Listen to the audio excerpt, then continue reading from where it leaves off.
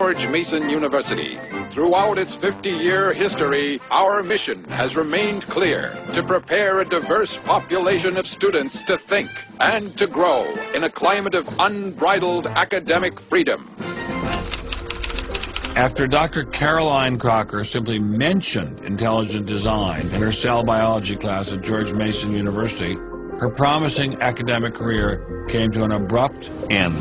My supervisor invited me into his office. He said, "I'm going to have to discipline you for teaching creationism." And I said, "I mentioned intelligent design on a couple of slides, but I did not teach creationism." He said, "Nonetheless, you have to be disciplined." At the end of the semester, I lost my job. Not only did this well-loved professor lose her job at George Mason, she suddenly found herself blacklisted, unable to find a job anywhere. So whenever I interviewed for a job, I would be offered it, usually on the spot. Since this has happened, and since people can Google my name, I'm finding that when I send my credentials, I do get interviews. I get many interviews, but I never get offered a job. I don't tell them about my science sin. I was only trying to teach what the university stands for, which is academic freedom. There's nothing to be learned in neurosurgery by assuming an accidental origin for the parts of the brain that we work on. It wasn't just biologists who were feeling the Darwinist wrath. When neurosurgeon Michael Egnor wrote an essay to high school students saying doctors didn't need to study evolution in order to practice medicine, the Darwinists were quick to try and exterminate this new threat. A lot of people on a lot of blogs called me unprintable names that were printed. There are a lot of very, very nasty comments. Other people suggested that people call the university I work at and suggested perhaps it's time for me to retire. I realized when I kind of went public with my doubts about the adequacy of Darwin's theory that I would encounter criticism. What has amazed me is the viciousness and the sort of baseness of it. I'm an old guy. I have tenure. I'm academically safe. But the young people and what is happening to them in America right now because of this scientism gulag is really terrible. Apparently, Professor March was not as safe as he thought. A few months after this interview, Baylor University shut down his research website and forced him to return grant money once they discovered a link between his work and intelligent design. In order to attract grants, you have to market yourself. So you put up sites and call yourself labs and groups and things like that in order to get visibility. And in my entire experience in academia, I never went to any superior and asked them any permission to put up any of these labs. So the fact that this was singled out, let alone shut down, is jaw-dropping. It's astonishing. I have never been treated like this in my about 30 years in academia. Shut up, you freak! I say shut up! It's a madhouse! If you peel back the onion, I think that there's no doubt that the center of this is my work in what some would call intelligent design. People really get emotional about this. When you ever say intelligent design in a room of academics, them's fighting words. Creationists.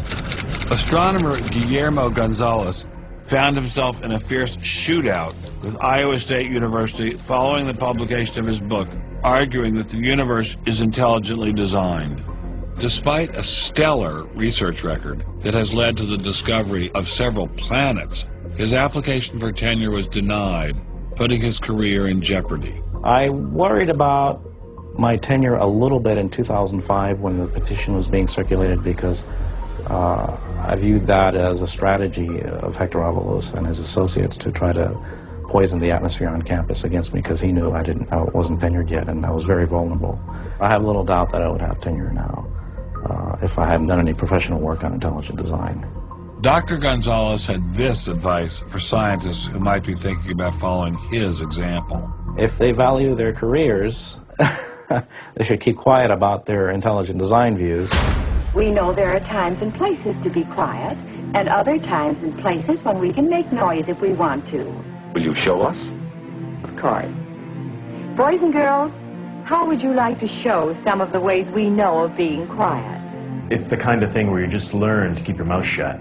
In addition to those scientists who were willing to appear on camera, we encountered many more who didn't dare show their face for fear of losing their jobs. You use an intelligent design perspective to get the research done, but you're not allowed to talk about it in public. And so there is definitely incentive, if you think about it, for people to remain within the mainstream. You know, what's he up to? What is he thinking? Is he one of them? That kind of thing. If I write intelligent design, they hear creationism. They hear religious right. They hear theocracy. So it appears Mr. Shermer, the self-styled skeptic, was wrong on this one. Intelligent design was being suppressed in a systematic and ruthless fashion. But maybe intelligent design should be suppressed. I didn't like what was happening to these scientists, but on the other hand, we don't want our kids being taught that the Earth is flat or that the Holocaust never happened. It was time to ask the scientific establishment, what was so bad about intelligent design? Intelligent design people are not genuine scientists. Intelligent design is a racket. It's just propaganda. The only intelligent thing about it is to have got people to call it that. It's really very stupid as well. Everybody knows science education in America is appalling. What we don't need at this time is intelligent design in the classrooms. To present intelligent design stunts their educational growth, it stunts their intellectual growth. But what I don't understand is how these animals could have been on Earth millions of years before man, and the Bible says the whole Earth was created in only 6 days. It wasn't just the educational aspects of intelligent design that had scientists concerned. Many suspected the movement masked a much larger agenda. Intelligent design is a set of excuses to squeeze creationism into the classrooms. Get intelligent design in the schools today, and we can have school prayers tomorrow. Any other complaints? Can you imagine anything more boring? The boredom attached to ID is supreme. It is so boring that I can't even bother to think about it much anymore. It's just utterly boring. Love is in the air, everywhere I look around. Love is in the air, every sight and every sound. Love was in the air, all right, but none of it was directed toward intelligent design. There seemed to be a lot to hate about ID, and nearly all of that hatred was focused on one place.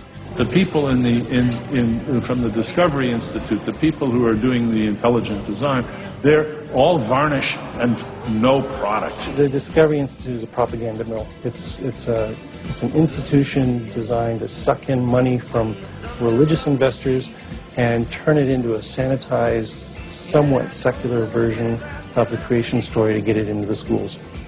If they have a way of understanding nature that's superior to the one that we all are making lots of discoveries using, great. Bring it on.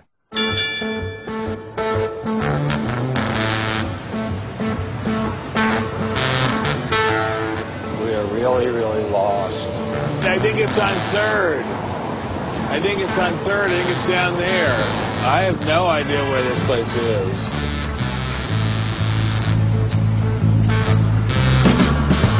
I guess I'll just keep walking. Do you have any idea where the Discovery Institute is? Have you ever heard of that? Never heard of that. Okay, thank you.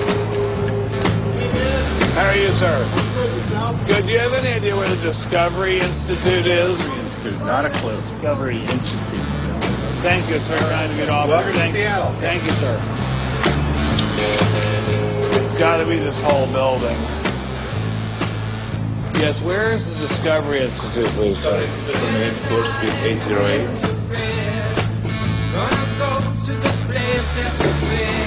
Okay. Very good. Aha!